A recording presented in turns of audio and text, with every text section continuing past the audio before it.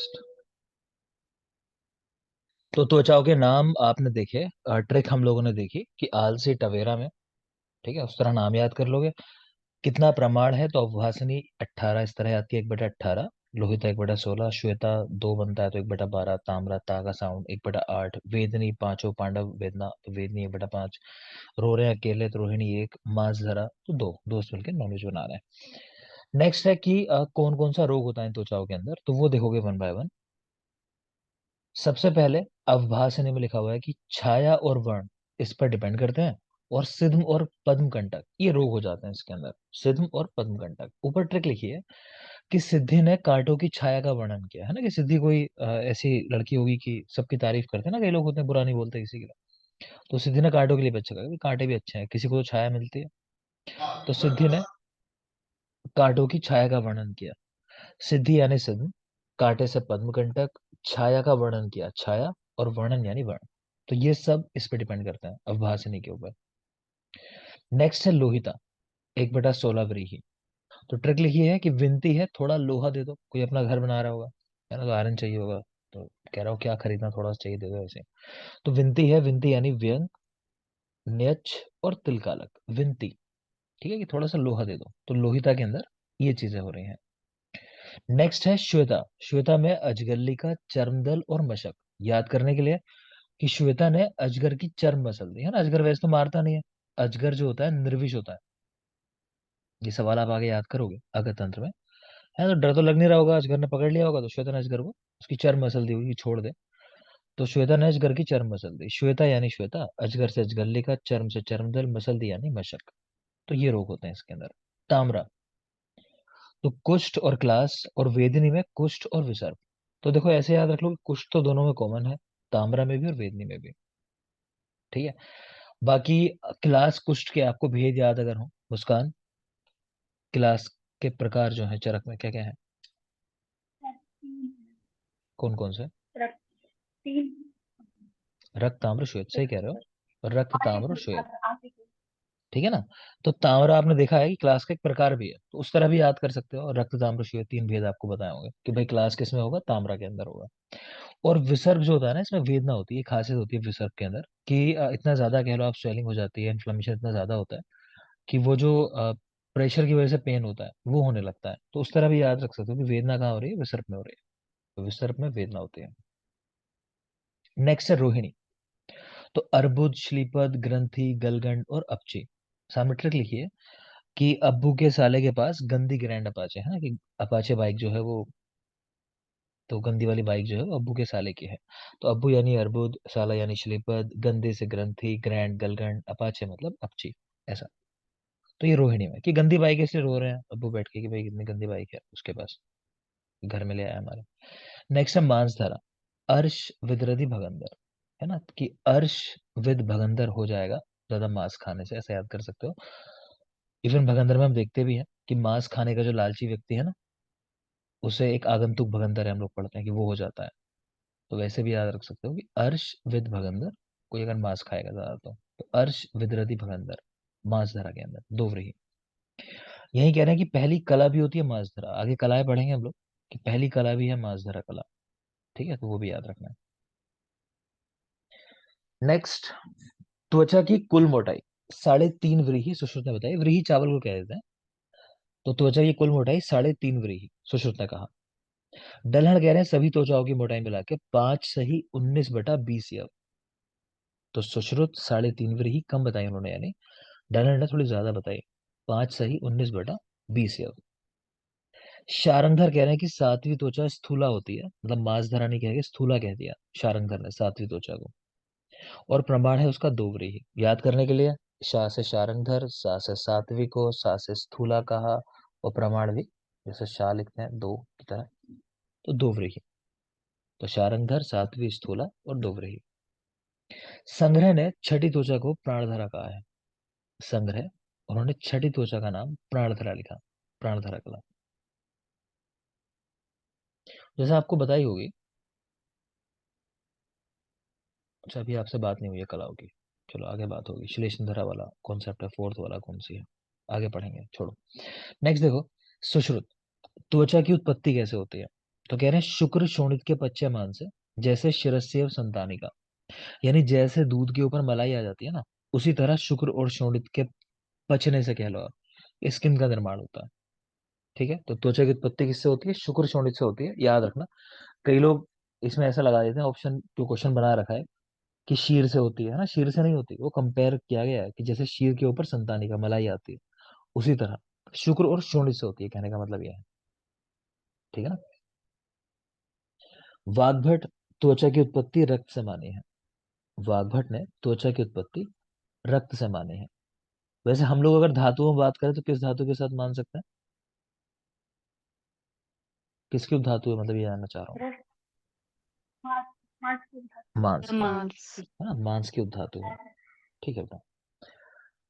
Next देखो, चरक अंग 6 है और प्रत्यंग 56 है। कह रहे हैं भेल के भी 56 ही होते हैं। काश्यप के प्रत्यंग 87, बात हो चुकी है हमारी। 6 अंग कौन से? दो बाहु, दो सक्ति, शिरोग्रीवा और अंतराधि। दो बाहु, दो सक्ति, शिरोग्रीवा, एक साथ पढ़ते हैं, शिरोग्रीवा को यहाँ अलग अलग लिख दिया, और एक अंतराधि, है ना। तो 6 चरक के। सुषुप्त के षडंग शरीर, शाखा, चतुर्शो, मध्यम शरीर और सिर। रिसेंटली एग्जाम में सवाल आया था, ऐसा कुछ श्लोक रख के पूछा था किसके अनुसार है, तो आप देख लेना कि चरक ने किस तरह से लिखा है और सुश्रुत ने किस तरह से लिखा है ना। इसी पे सवाल था, सुश्रुत का शायद वहां आंसर लगाया गया था कि सुश्रुत के षडंग शरीर है। तो थोड़ा सा इसको पहचान लेना किसने किस तरह। अंतरादि शब्द चरक में आया, सुश्रुत में नहीं है। ठीक है। आगे देखो, भाव प्रकाश। उन्होंने कहा कि शरीर जो है वो अष्टांग शरीर है, 8 अंग है। कौन कौन से? सिर, ग्रीवा, हस्त, वक्ष, उदर, पार्श्व, पृष्ठ, शक्ति। रटने की जरूरत नहीं है, समझ में आ जाएगा देख के। लेकिन नंबर याद रखो एटलीस्ट कि अष्टांग शरीर किसने कहा? भाव प्रकाश ने। और चरक सुश्रुत ने षडंग शरीर कहा। नेक्स्ट, अस्थियां आप ऑलरेडी पढ़ चुके हो, जल्दी से देख लोगे। चरक की 360 है, वाघभट की 360 है। चरक 128, 140, 92, वाघभट 140, 120 और 100। सुश्रुत की 300 है, 120, 117 और 63। और मॉडर्न की 206 है, 120 और लास्ट में 63 का 36 और बीच में है 50। ठीक है ना, ये बात आप जानते हो, पीछे हो गई बात ये। भेल काश्यप की 360, सारंग भाव प्रकाश उनकी 300। कोई जरूरी नहीं, इनको नहीं याद रखना चाहो तो मत रखो, कोई नहीं पूछ रहा आपसे। आगे देखिए, श्रोणी में अस्थियां, ये भी हम बात कर चुके हैं। चरक की 3, वाग्भट की 4, सुश्रुत की 5 है। कि फिर ये भगास्थि जो है ये कॉमन है सभी के अंदर। चरक की 2 श्रोणी फलक में है। वाग्भट, सुश्रुत, त्रिकास्थि दोनों ने कही, नितंबास्थि दो दो दोनों ने कही, गुदास्थि एक सुश्रुत में एक्स्ट्रा है। तो सुश्रुत की 5 है, चरक 3, वाग्भट 4। ये भी हम बात कर चुके हैं। अब आगे आ जाओ। नेक्स्ट देखोगे कि अब ये भी जो डिवीजन है हमारा, सुश्रुत की मेनली बात करेंगे यहाँ, है ना। चरक की बात नहीं होगी, चरक तो पढ़ चुके हैं वैसे भी आप। और ये सवाल सुश्रुत से आते हैं, तो उन्हीं पे फोकस करेंगे। प्लस सब कुछ नहीं याद करेंगे, जैसे मैं कहूंगा उस पर फोकस करोगे, बाकी ऐसे ही समझ के छोड़ दोगे। तो देखो, सुश्रुत की अस्थियां कैसे हैं? तो शाखा में 120, मध्य शरीर 117 और ऊर्ध्व जत्रुका 63, इतना आपको याद है। ठीक है। अब 120 कैसे होते हैं? तो शाखाओं में जब भी हम याद करेंगे ना, तो हम सिर्फ एक शाखा में याद करेंगे। आयुर्वेद में कॉन्सेप्ट ऐसा है कि जैसा एक हाथ के अंदर है भाई, ऐसे दूसरे हाथ में होगा, ऐसे ही पैर में होगा, ऐसे ही दूसरे पैर के अंदर होगा। तो लास्ट में हम जो भी हमारा टोटल कैलकुलेशन होती है उसको 4 से मल्टीप्लाई कर देते हैं। तो हम जो यहाँ बात करते हैं वो सिंगल सिंगल के लिए बात करते हैं कि एक शाखा में कितनी है ना। जैसे लास्ट में यहाँ देख पा रहे हो, 30 को मल्टीप्लाई कर दिया 4 से, क्योंकि 4 शाखाएं हैं। बात समझ में आ रही है? तो देख लोगे, प्रत्येक उंगली में कह रहे हैं कितनी बोन है। तो प्रत्येक उंगली में 3 है, टोटल 5 होती हैं। तो अंगूठे को भी गिन लिया उंगलियों में, टोटल 15। तल, कूर्च, गुल्फाशय, यानी पैर का निचला हिस्सा जो है, वहां कह रहे हैं कि 10 होते हैं। ठीक है, बाकी और लिखे हैं वो आपको देखने की जरूरत नहीं है। नंबर बस ये वाला याद रखना आपको, तल, कूर्च, गुल्फाशय 10, बस ये याद रखोगे। ठीक है, तल, कूर्च, गुल्फाशय 10, बाकी सब जगह एक एक दिख पा रहे हो। जंघा में 2। और ये आपको हाँ पता होना चाहिए कि आयुर्वेद में जंघा का मतलब जंघा नहीं है। जंघा का मतलब है एंकल और नी के बीच वाला हिस्सा जो है, जिसको लेग बोलते हैं। आयुर्वेद में इसको, मॉडर्न में इसको लेग बोलते हैं। ये भी समझ लेना कि मॉडर्न में लेग का मतलब ये नहीं है पूरा पैर। तो ये जो लेग है ना मॉडर्न का, कि नी से लेके एंकल तक का, इसी को आयुर्वेद में जंघा बोला है। ये बात ध्यान रख लेना बिल्कुल। ये लेग है, ये ही जंघा है। ठीक है। आगे देखो, मध्य शरीर 117, श्रोणी में 5 जानते हो। पृष्ठ वंश देखना चाहो 30 है। पार्श्व में, मतलब पार्श्व क्या है? ये पार्श्विकाएं हैं। मतलब रिब्स हमारी, तो उनकी संख्या 72 बता रखी है। इसको देख लोगे क्योंकि अलग है बिल्कुल नंबर, 72। ठीक है, तो पृष्ठ वंश में 30, पार्श्विकाएं 72, इतना बस याद रखें। टोटल 117 है। नेक्स्ट आ जाओगे उर्दू जत्रुगत। ठीक है, यहाँ देखो ग्रीवा के अंदर 9 है, ग्रीवा में 9। याद रखने के लिए ऐसे याद कर लो, कपिल शर्मा बहुत जोक करता है उसके ऊपर, वो की कुशारदा है ना। इवन कपिल शर्मा के ऊपर लोग अब जोक बनाते हैं कि उसकी गर्दन तो है ही नहीं, है ना, गर्दन गायब ही हो गई। ग्रीवा 9, मैं तो ऐसे याद रखता हूँ, ग्रीवा है ही नहीं, 9। ठीक है, तो ग्रीवा में 9 है। सिर में 6, कंठनाड़ी कह रहे हैं 4। नासा देखोगे, नासा में 3, ये स्पेशली याद रखना, नासा में 3। हनु याद रखोगे, हनु में 2। ठीक है, बाकी तो कुछ खास नहीं। तो ग्रीवा में 9 याद रखनी है, चाहो तो ये भी कर लो। कंठ नाड़ी में 4 है, ग्रीवा में 9, कंठ नाड़ी में 4, नासा में 3 और हनु में 2। टोटल 63 है। तो क्या याद करवाया, शाखाओं में कुल 120 है, तल कुर्ज गुलफाशर 10, मध्य शरीर में 117 है, पृष्ठ वंश में 30, श्रोणी में 5 और पार्श्व में मतलब पार्श्विका में 72। इसको पार्श्विका कर लेना बेटा, है ना, लिखना पार्श्विका ऐसा करो। ऊर्ध्व चतुर्गत 63 है, ग्रीवा में 9, कंठ नाड़ी 4, नासा 3 और हनु 2। चाहो तो सिर भी याद कर सकते हो, सिर में 6 है, ग्रीवा से सिर में कम है 6। अस्थियों के प्रकार की बात करें तो अस्थियां 5 प्रकार की कही गई हैं। पांचों नाम लिखे हैं, तरुणास्थि, रुचकास्थि, वल्यास्थि, कपालास्थि और नलकास्थि। तरुणास्थि, रुचकास्थि, वल्यास्थि, कपालास्थि और नलकास्थि।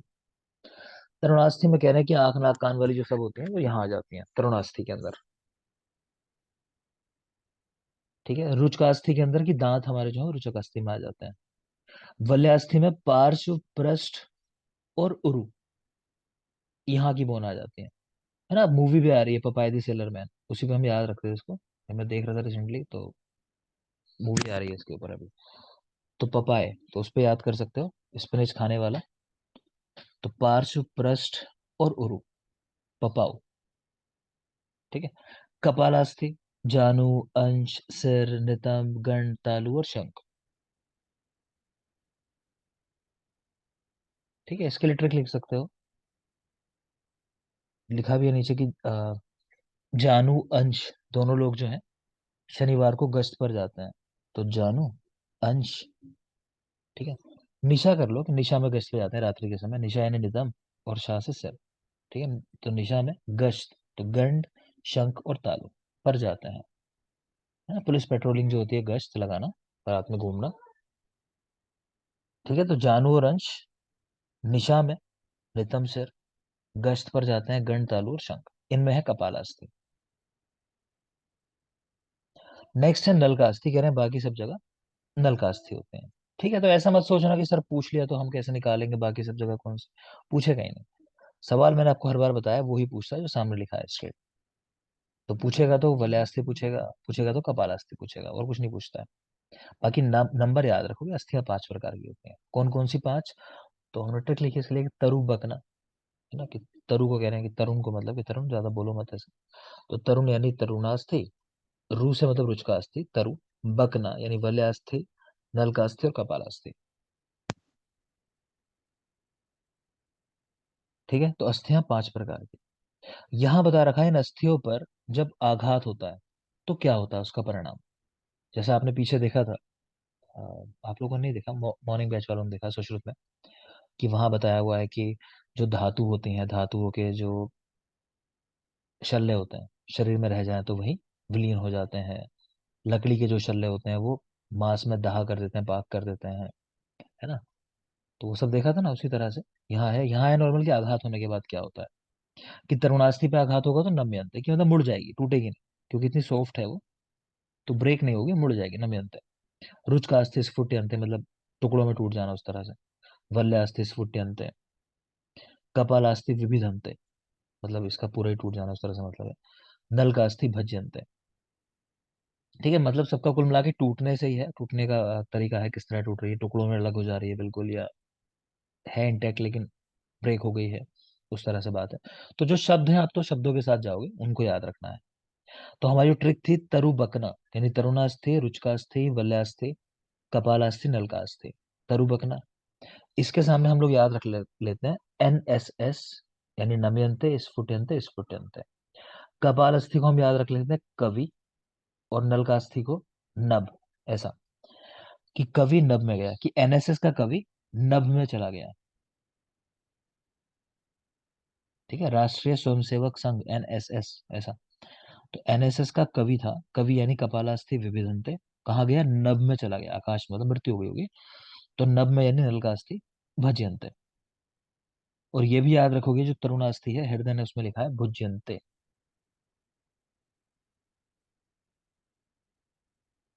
तो याद रखोगे बेटा जो शब्द आए हैं, है ना, शब्दों का ही खेल है पूरा, ये पूछा जाता है एग्जाम में। नेक्स्ट देखेंगे। काश्यप ने कहा, स्त्री को अगर पुत्र उत्पन्न हो तो उसे तेलपान कराना चाहिए, पुत्री उत्पन्न हो तो घृतपान कराना चाहिए। हम लोगों ने पीछे पढ़ा होगा कि स्त्री को क्या सेवन करना चाहिए शुरू में। तेल पान। हाँ, है ना, तेलपान आया है, और पुरुष के लिए घृतपान आया है। ठीक है, लेकिन यहाँ दिया है कि जब संतान हो गई, तो अगर मेल संतान हुई है तो तो तेलपान करना है, घृतपान नहीं है। और फीमेल संतान हुई है तो घृतपान करना है। बाकी काफी सारी चीजें आप जानते हो कि कैसे पहचानते हैं होने वाली संतान मेल है फीमेल है। कि स्त्री जो है दाई साइड से एक्टिविटीज करती है अगर, तो होने वाली संतान मेल है। ठीक है, या फिर स्त्री की शब्द, पुरुषवाचक जो शब्द हैं उनमें इंटरेस्ट है, तो होने वाली संतान स्त्री है। ये देखा था हमने। अगर पुरुषवाचक चीजों में इंटरेस्ट है तो होने वाली संतान स्त्री है, ऐसा देखा था। बाकी देखा था कि अगर योनि से तंत्री वर्ण स्राव हो रहा है तो होने वाली संतान मेल है। और अगर अ, पलाश, यानी शब्द बोलो क्या है, किंशुक। किंशुकोदक, संशोधक। किंशुकोदक के किंशुगढ़। समान श्राव हो तो स्त्री है होने वाली संतान। ठीक, तो बाकी कुछ और पॉइंट्स आप देख लोगे यहाँ। अच्छा, एक और बात है कि युग्म दिनों में, मैथुन में, तो मेल संतान, और अयुग्म दिनों में, ओड नंबर्स में, तो फीमेल संतान है। पुंसवन संस्कार भी जब करते हैं वहां भी ऐसा है कि दाई नासा में जो पुंसवन के द्रव्य हैं उनको डालने पर तो मेल संतान, ऐसे ही है ना, दाएं नासापुट में मेल और बाएं में तो फीमेल, वहां भी इस तरह ही है। ठीक है, अभी पढ़ा नहीं, आप लोगों ने देखोगे, देखते हैं, चलो। तो फिलहाल यहाँ देखो, अभी काश्यप, स्त्री को अगर पुत्र उत्पन्न हो तो तेलपान कराना चाहिए, पुत्री उत्पन्न हो तो घृतपान कराना चाहिए। चरक ने कहा, युग्म दिवसों में संभोग से पुत्र और अयुग्म दिनों में पुत्री। तो इनमें शुरू की 3 रात्रि तो मना ही है, वो वर्जित समझोगे। 13वीं और 11वीं रात्रि भी जनरली वर्जित ही है, तो उस तरह समझ के बात करनी है। तो शुरू की 3 रात्रि की बात नहीं करोगे, और 11वीं और 13वीं रात्रि की बात नहीं करोगे। ठीक है, देख लोगे आप सुश्रुत, तो सारे के सारे इवन नंबर लिखे हैं, 4, 6, 8, 10, 12, कि इनमें पुत्र, और 5, 7, 9, 11 जो ओड नंबर है उनमें पुत्री। त्रयोदशी आदि निंदनीय है, तो सुश्रुत ने 13वीं रात्रि जो है त्रयोदशी, इसको निंदनीय लिखा है, और प्रारंभ के 3 दिन मैथुन निषिद्ध किया है। संग्रह की बात करें तो उन्होंने सिंपल सी बात कर ली कि 8, 10, 12 में पुत्र, 5, 7, 9 में पुत्री, और एकादशी त्रयोदशी इनमें नपुंसक। ठीक है, तो 11th और 13th, और ये ऐसे नहीं समझना, मैंने पहले भी कहा, ये ऐसा नहीं कि मंथ की बात चल रही है कि डेट पहले पहली तारीख है आज, 1, 2, 3, ऐसा नहीं। ये मतलब है जो आर्तव श्राव काल है, जो मतलब एक साइकिल है ना, तो उस साइकिल की बात चल रही है। उस साइकिल में 13th और 11th वो वर्जित है संग्रह की, सुश्रुत की सिर्फ 13th वर्जित है, और शुरू की 3 सभी की वर्जित है। अष्टांग हृदय, प्रारंभ की 3 रात्रि और एकादशी, इनको निषिद्ध कर दिया। हृदय ने शुरुआत की 3 रात्रि और 11वीं एकादशी। भेल ने 6, 8 आदि में पुत्र, 5 आदि में कन्या। तो अलग से नहीं कुछ याद करने जाओगे, अपना सिंपल कॉन्सेप्ट, शुरू की 3 और 13 इतनी वर्जित है, संग्रह ने 11 को भी वर्जित कर दिया, इतना करके याद कर लो बस आप। नेक्स्ट कह रहे हैं सुश्रुत कि उत्तरोत्तर दिनों में गर्भाधान होने पर बालक की आयु, आरोग्य, सौभाग्य, ऐश्वर्य, बल, ये सब अधिक अधिक होता है। ठीक है, तो अधिक का उत्तरोत्तर दिनों का मतलब ये है कि जैसे 4 से बेहतर छठा दिन है, उससे बेहतर 8वां, उससे बेहतर 10वां, है ना। तो ये भी समझना है कि अधिक बाद में, मतलब कि ऐसा नहीं कि 14 डे के बाद 22, 24, 26 दिन, कि वो अच्छे नहीं है। आगे ऐसा भी लिखा हुआ है, आप देखोगे, वाग्भट ने शायद लिखा है, देखेंगे, कि आयु आदि के साथ इंद्रिय और वर्ण की भी गणना करनी चाहिए, तथा अत्यधिक उत्तर काल में गर्भाधान होने पर इन्हीं चीजों का ह्रास भी हो जाता है, आयु इत्यादि का। ठीक है, तो मतलब 14th डे के क्लोज जितना आप हो, तो उतना ही कह रहे हैं कि संतान बेहतर होगी गुणों के अंदर। ठीक है, जितना आगे फिर जाते जाओगे, दूर जाओगे, तो फिर वही गुणों में कमी आने लगेगी। संग्रह ने ऋतु के प्रथम 3 दिन गर्भाधान होने पर, कह रहे हैं गर्भ या तो कुक्षी में मर जाता है अथवा अल्पायु, हीन बल, अल्प आरोग्य वाला और विकल इंद्रिय होता है। तो कुल मिला के यहाँ भी एक ही बात याद रखनी है, सबने कहा कि शुरू के 3 दिन गर्भ नहीं ठहरता। ठीक है, ये किसी वजह से ठहर भी जाएगा तो मतलब वो अल्पायु वाला होगा, या मतलब वहां तक जाएगा ही नहीं कि डिलीवर होने तक बात होगी नहीं। एक बात बस जरूरी है, जितने भी कॉन्सेप्ट पढ़ोगे, पूछा जाता है किस आचार्य ने प्रथम दिन गर्भाधान होने का परिणाम लिखा है वात पुष्प या वात गर्भ या फल शून्य वात गर्भ ऐसा करके।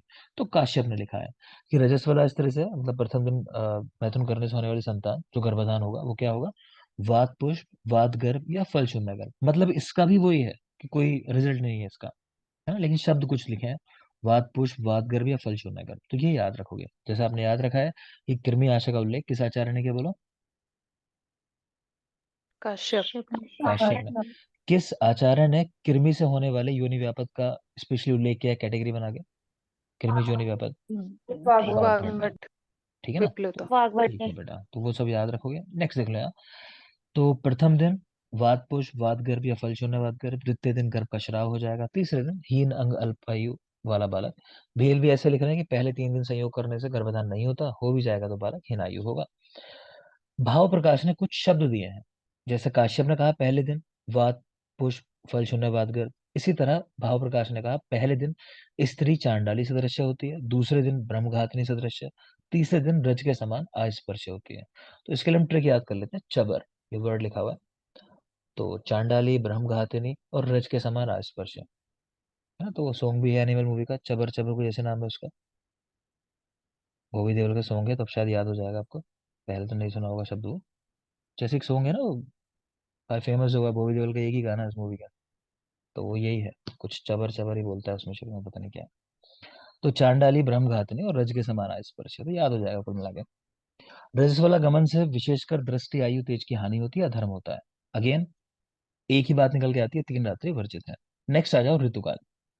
ऋतुकाल का मतलब वो टाइम जो साइकिल है 28 दिन की, जिसमें मैक्सिमम प्रोबेबिलिटी है संतान रह जाने की, है ना।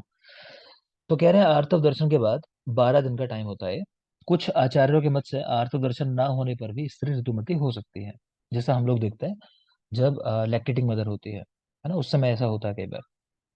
ठीक है, तो वही चीज है। तो कुल मिला के 12 दिन एक जो आइडियल टाइम सबने कहा है। संग्रह भी ऐसा लिख रहा है कि दृष्ट आर्तव ऋतुकाल 12 रात्रि, कुछ आचार्यों के मत से 16 रात्रि का, कुछ के मत से शुद्ध योनि गर्भाशय आर्तव होने पर 1 मास का भी हो सकता है। तो ये सब तो अब बाद हुए, लेकिन जनरल आपसे पूछे तो 12 रात्रि। उसी तरह जैसे आपको बताया होगा काश्यप के अनुसार शुक्र संप्रवर्तन आयु जो है वो 16 वर्ष है। ठीक है, या रजु दर्शन की आयु 16 वर्ष है, लेकिन उन्होंने लिखा है कि फिर आहार के आधार पे, देश के आधार पे, ठीक है, रेस के आधार पे, जाति के आधार पे ये समय पहले भी हो सकता है, तो वो तो अपवाद हो जाता है। इन जनरल 12 रात्रि याद रखना आपको। संग्रह के टीकाकार हिंदू कह रहे हैं निषिक्त बीज के फलस्वरूप उत्पन्न होने के कारण इसे ऋतुकाल कहते हैं, कि मतलब इसमें क्या है कि बीज का इंपॉर्टेंस है, मतलब फर्टिलिटी वो चीज है, इसीलिए इसको ऋतुकाल कहा जाता है ना, कि ऋतु का बीज के साथ संबंध जैसे होता है। तो ये श्लोक है उनका, ऋतुचा निषिक्त से बीजस्य फल प्रसव गुण काला, ऐसा करके एक श्लोक लिखा हुआ है। तो हिंदू का श्लोक है। आप बता दोगे ये किसका श्लोक है, बीज रक्त वहा सिरा? विश्वामित्र। विश्वामित्र। ठीक है ना, सूक्ष्म केश प्रतीक, सूक्ष्म केश प्रतीकाशम बीज रक्त वहा सिरा, ऐसा करके। ठीक है बेटा। रज या आर्तव का प्रमाण चार अंजलि, और किसका प्रमाण है चार अंजलि, जो आप पढ़ते हो दोष धातु मलो? मूत्र। मूत्र भी चार अंजलि है, ठीक है। चरक सुश्रुत हृदय डलहन, रज की उत्पत्ति रस के द्वारा बताई। तो आपने तो ये देखा है स्पेशली कि संग्रह ने रक्त से उत्पत्ति बताई है, ये स्पेशली याद रखना है। बाकी भाव प्रकाश सारंगर में भी ऐसे ही है, वहां भी रक्त से ही है। ठीक है, आप बता दोगे मनीषा, बेटा केश जो है वो किस धातु से संबंधित है, केश, केश का संबंध किस धातु से है? अस्थि सर, अस्थि। अस्थि से, है ना, अस्थि से ही है, बाकी सबको भी ऐसा लगता है। जी सर, अस्थि से है। शारंगधर के अनुसार पूछ रहा हूँ स्पेशली मैं, अब बता दो। सर मज्जा, मज्जा मज्जा, फिर तो मज्जा है। मज्जा, ठीक है, चलो मनीषा का जवाब भी ठीक था, मतलब लेकिन वही है, मेरे माइंड में शारंगधर ही चल रहा था। तो मज्जा में जानना चाह रहा था मनीषा वैसे, ठीक है, और वही याद रखना बेटा। ठीक है, मज्जा वाला वो पूछा जाता है। वापस आ जाओ चलो। एग्जाम में होता है ना वाइवा में, कि आप टीचर को कई बार बड़ा सही जवाब देते हो, लेकिन उसे क्या है, उसके मन में तो कुछ और चल रहा होता है, उसे तो वही चाहिए होता है। तो वो नहीं जवाब दोगे आप, इधर फ्रस्ट्रेट होते रहते हो कि सही जवाब दे रहा हूँ तब भी नहीं मान रहा, और उधर टीचर फ्रस्ट्रेट होता है कि इतना सब कुछ आता है, इसे सही जवाब नहीं आता। लेकिन तो ये चीज ध्यान रखा करो। मैं ये कहना चाह रहा हूँ इस बात से कि एग्जामिनर कई बार क्या सुनना चाहता है वो भी हमें पता होना चाहिए, है ना। जैसे आप यूजी के वाइवा देते हो तो आपको पता होना चाहिए टीचर ने क्लास में क्या पढ़ाया है, तो अक्सर वो वही सुनना चाहता है जो उसने क्लास में पढ़ाया होता है, ठीक है। और जब पीजी के बाद इंटरव्यू जब हो रहे होते हैं, यहाँ वाइवा जो हो रहा होता है, यहाँ लोग वो सुनना चाहते हैं जो हिट चीजें हैं, ठीक है। तो भले ही कुछ और भी जवाब है, लेकिन आपके मन में पहले वो चीज आनी चाहिए जो ज्यादा हिट है, जो सब जानते हैं, तो वही जानना चाह रहा होता है। चलो देखते हैं आगे। चरक, रज रस की उपधातु है। शारंगर भाव प्रकाश, रज जो है वो रक्त की उपधातु है, पढ़ लिया हम लोगों ने। भाव प्रकाश ने स्त्रियों में एक आशय अधिक होने से आर्तव को सातवीं और शुक्र को आठवीं धातु माना है, ये भी हम पढ़ चुके हैं, शुक्र को आठवीं धातु कहा। हारित, स्त्रियों में रज की उत्पत्ति बिना किसी योग या यत्न के होती है, मतलब इसमें कुछ करना नहीं है, कि ये नेचुरल प्रोसेस है, कहना चाह रहा है। बाल्यावस्था से शुक्र की उपस्थिति चरक, सुश्रुत, वाग्भट, दलहन, काश्यप सब ने कहा कि शुक्र जो है वो जिस तरह पुष्पों के अंदर सुगंध होती है कि वो जब छोटे होते हैं तब से ही होती है, लेकिन दिखाई कब देती है वो सुगंध, कब हम स्मेल कर पाते हैं, एक टाइम आने के बाद जब खिल जाते हैं पुष्प। तो उस तरह से इन्होंने लिखा है कि शुक्र जो है वो बाल्यकाल से होता है, ठीक है। चरक, सुश्रुत, वाग्भट यानी बृहत्त्रयी तीनों ने कह दिया, और डल्हन और काश्यप ने भी। कह रहे हैं रज भी शुक्र के समान ही बाल्यावस्था से होता है, लेकिन अति सूक्ष्म होने से अनुभूत नहीं होता, ऐसा वाग्भट, काश्यप, डल्हन, चक्रपाणी ने कहा। तो कोई नहीं, आप तो बस इतना याद रखो, शुक्र और रज की स्थिति वो बाल्यकाल से ही बताई गई है कि होती है शरीर में। स्त्री शुक्र का वर्णन, ये हम लोगों ने बात की थी, स्त्री शुक्र से क्या समझना चाहिए। मतलब लोग ऐसा इसको डिफरेंशिएट करते हैं कि आर्तव और शुक्र, इन दोनों में डिफरेंस ये है कि आर्तव जो है उसमें की क्षमता नहीं है संतान उत्पन्न करने की, उसका वो पार्ट, मतलब आर्तव का कह लो वो पार्ट जिसमें संतान उत्पन्न करने की क्षमता है, तो उसको शुक्र कहा गया है ना। कुछ लोग इस तरह टीका करते हैं इसके। तो खैर, स्त्री शुक्र का वर्णन सुश्रुत, संग्रह, भाव प्रकाश, अरुंधत, हारित इन सब ने किया है। सुश्रुत, संग्रह, भाव प्रकाश, अरुंधत, हारित। तो कहने का मतलब ये है, सुश्रुत और उनके जो फॉलोअर्स है मेनली, उन्होंने वर्णन किया है, चरक में नहीं है, काश्यप में नहीं है, देख लो। तो ट्रिक यही है कि सुश्रुत अरुण के संग बीएच गया, मतलब बॉयज हॉस्टल गया। तो सुश्रुत, अरुण यानी अरुंधत, संग यानी संग्रह, कहाँ गया, बीएच यानी बॉयज हॉस्टल। तो भाव प्रकाश और हारित। चलो बताओगे मुझे, ज्योति, किस आचार्य ने रज के अरिष्ट लक्षण बताए हैं, मतलब आर्तव के अरिष्ट लक्षण। ज्योति, घन, और कोई।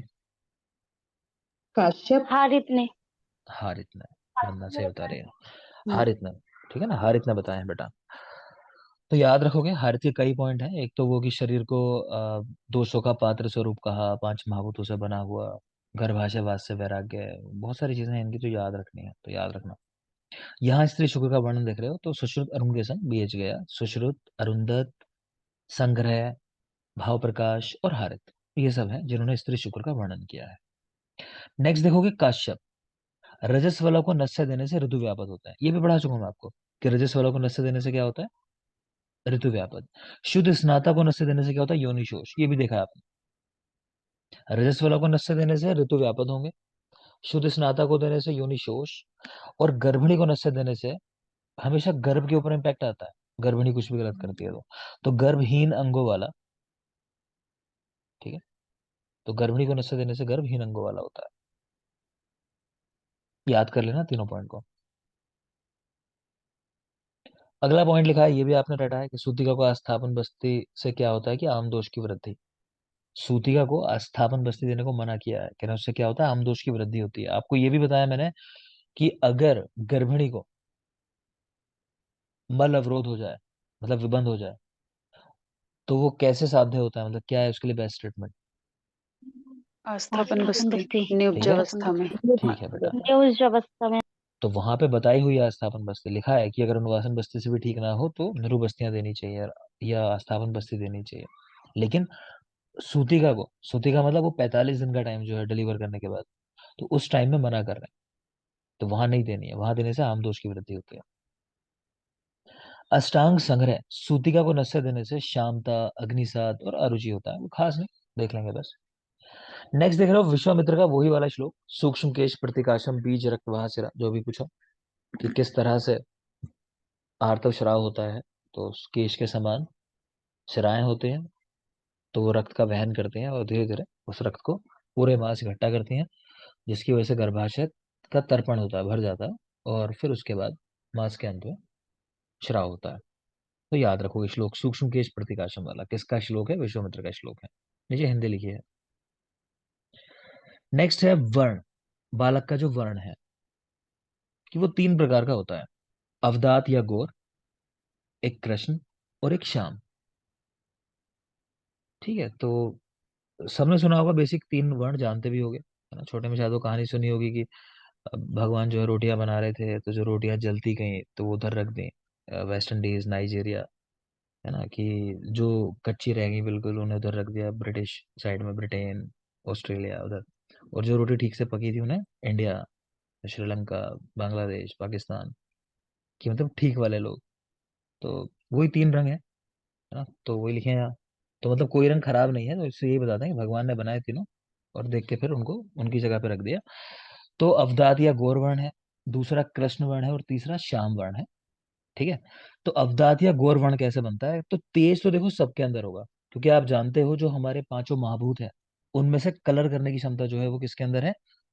अग्नि के अंदर, है ना। पित्त कलर करता है, हम लोग पढ़ते भी हैं कि रस का रंजन जो होता है वो कहाँ के होता है? हृदय में होता है, लेकिन रंजक पित्त रहता कहाँ है? तो यकृत में रहता है। ठीक है ना। तो तेज तो होना ही है सबके अंदर, कलर तो तभी मिलेगा जब तेज होगा। तो तेज को तो सोचना ही नहीं है, वो तो सभी के साथ रख देना है। अवदात या गौर वर्ण के अंदर कह रहे हैं जल और आकाश होते हैं तेज के साथ, जल और आकाश, है ना। तो जल तो वाइट ही लगता है देखने में थोड़ा सा, और आकाश, आसमान, बादल समझ लो क्लाउड याद करने के लिए, तो वो वाइट ही होता है थोड़ा। तो जल और आकाश। कृष्ण वर्ण जो होगा वो तेज के साथ वायु और पृथ्वी महाभूत जो मिलेगी। तो वायु की वजह से भी वर्ण आप देखते हो थोड़ा अरुण या कृष्ण ऐसा वर्ण होता है, और पृथ्वी का भी ओरिजिनल कलर आप देखो अगर मिट्टी का, तो थोड़ा सा ब्लैकिश साइड में होता है। तो तेज के साथ वायु और पृथ्वी मिलेंगे तो कृष्ण वर्ण होगा। और श्याम वर्ण, तो जब चारों महाभूत बराबर मात्रा में होंगे, पित्त के साथ यानी तेज के साथ, तो चारों महाभूत बराबर हैं तो श्याम, शाम कह लो चाहे सम कह लो, याद करने के लिए चारों महाभूत सम। क्लियर। तो ये वर्ण 3 तरह के बताए गए। कह रहे हैं चरक इंद्रिय एक में वर्ण 4 तरह के भी बताए गए, कृष्ण श्याम अवतार, जो 3 आपने यहाँ पढ़े अभी, और एक बता दिया श्याम अवतार, इस तरह करके। ठीक है, तो कृष्ण श्याम अवतार और श्याम अवतार।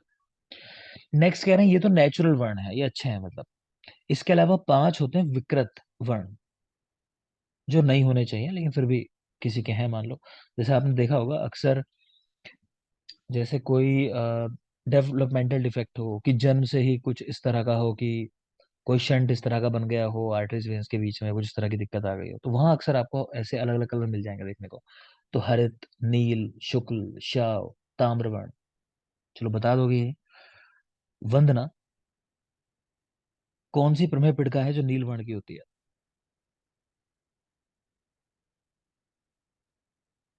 विंता सर। बहुत अच्छा बेटा, माइक क्यों ऑन है? अच्छी बात है बेटा, वंदना। ठीक है, नेक्स्ट बताओगे रूपाली। एक व्याधि मैंने आपको पढ़ाई है, जहां आपको बताया है कि कभी भी कफज दोष की वजह से ना नीलवर्ण नहीं होता, ये पित्त का कैरेक्टर है, लेकिन वो एक कंडीशन है जहां कफज भेद के अंदर नीलवर्ण मिलता है। यस सर, वो सर व्याधि के उससे प्रभाव की वजह से है। हाँ, तो कौन सी व्याधि है वो? आंसर ठीक है, व्याधि का प्रभाव है। सर वो योनिक स्पंदन। कफज योनिकम, ठीक है बेटा रूपाली, अच्छी बात है हाँ, ऐसे जवाब देने चाहिए, अब अच्छा लग रहा है। रूपाली भी जवाब दे रही है, वंदना भी जवाब दे रही है। हाँ, तो ऐसे होना चाहिए। आगे देखो, तो वैकारिक वर्ण 5 तरह के, हरित, नील, शुक्ल, श्याव और ताम। रटने नहीं है आपको, वैसे लिखिए ट्रिक इसके लिए भी कि हनी सुस्त है, हनी यानी हरित, नील, शुक्ल, श्याव और ताम, याद करने के लिए। तो वैकारिक वर्ण 5 प्रकार के। नेक्स्ट देखोगे सुश्रुत। सुश्रुत ने वर्ण 4 तरह के बताए, अवदात, कृष्ण, गौर श्याम और कृष्ण श्याम। सुश्रुत वर्ण 4 तरह के, अवदात, अवदात यानी गौर समझना आपको, कृष्ण, फिर गौरश्याम और कृष्ण श्याम। तो अवदात जल की वजह से साफ समझ में आ रहा है कि जल वाइट होता है, इस तरह करके अवदात जल। कृष्ण पृथ्वी, है ना, ये भी दिखाई देता है कि मिट्टी, तो ब्लैक। बाकी गौरश्याम और कृष्ण श्याम, गौरश्याम और कृष्ण श्याम दोनों के अंदर क्या किया, जो इनमें पहले से महाभूत थे उनमें आकाश और जोड़ दो। तो जल प्लस आकाश, यहाँ पृथ्वी प्लस आकाश। ठीक है, तो अवदात, कृष्ण, गौरश्याम और कृष्ण श्याम।